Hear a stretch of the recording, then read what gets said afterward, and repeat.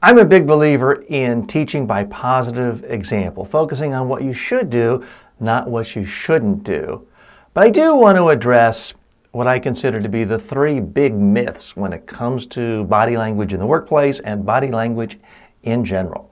The number one myth out there, and I hear this every single week when I'm conducting public speaking, media training workshops with clients, individuals, groups all over the world, someone will bring this up. And the issue is hands. What do you do with your hands when you're speaking, presenting, in a briefing, talking on Skype video or Zoom? The big myth out there is that somehow it's distracting to move your hands and it's more professional to hold your hands down. Nothing could be further from the truth. Now, I monitor audiences all over the world. I test audiences, and what I have found, regardless of the culture, regardless of the industry, is that people respond much more favorably to an individual in a business situation, speaking, presenting, talking, when that person moves his or her hands. The second you freeze your hands, you freeze your arms, body, your vocal cords, and you are going to sound more nervous, stiff, monotone, and you're going to look stiff. So huge, huge myth out there. Now, in theory, is it possible to be wildly gesticulating and distracting? It's possible. All I can tell you is that for 30 years, I've trained 10,000 people all over the globe from 6 continents. I've never yet had anyone wildly moving their hands too much. But every week, sometimes every day in a week, I have people stand up to give a presentation and they do this or grab a lectern.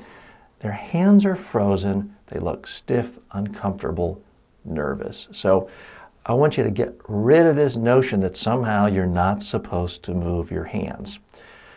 Have I ever seen someone move hands too much?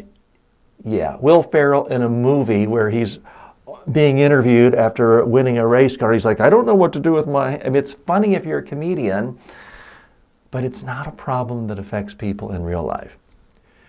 The second big myth out there, that there are certain poses you can take to make yourself more comfortable, confident, commanding. The most pernicious of all is this one floating around on the internet. I won't talk about the proponent by name, but she says if you just stand with your arms and your hands on your hips like Wonder Woman, you'll be filled with so much confidence it'll help you in any presentation.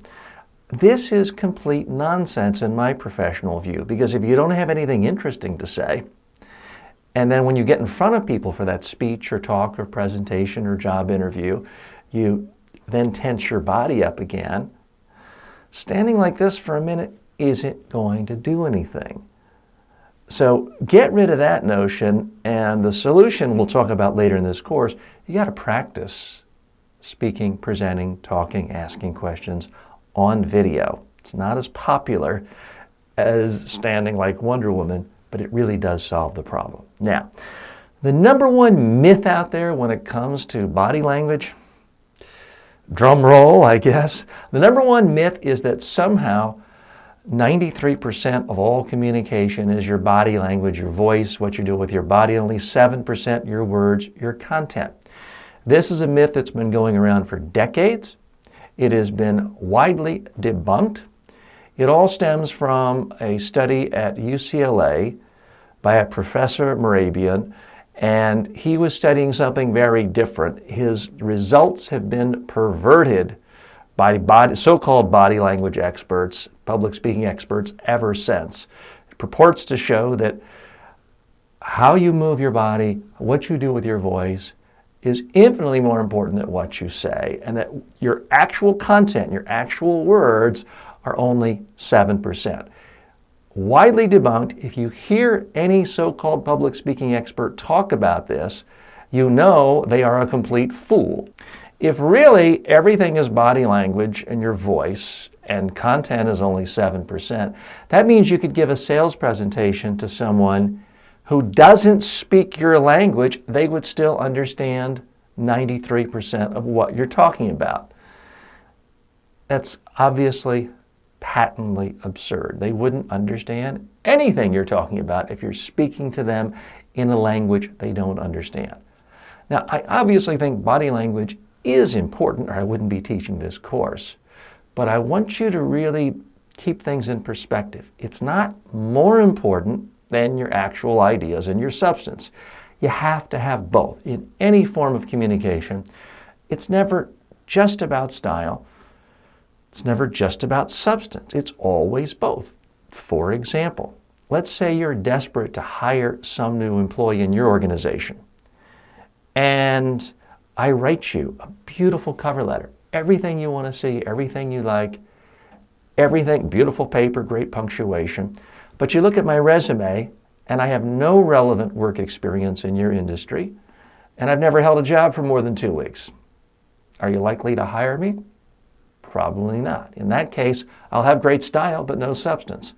On the flip side, if I have a beautiful resume, everything you're looking for in your industry, but I send you a cover letter filled with misspellings, typos, poor grammar, no space between the words, what are you going to do?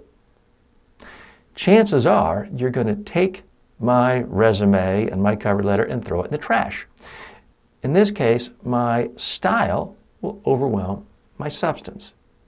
So I believe in all forms of communication, writing, speaking, talking. It's never this false dichotomy of style versus substance. You have to have both. This course is going to help you with the body language side of things. But realize you've got to have great substance if you really want to communicate. And ultimately, that's what is going to have a huge impact on your career. Body language can help. But without the substance, without good messages, none of this will matter.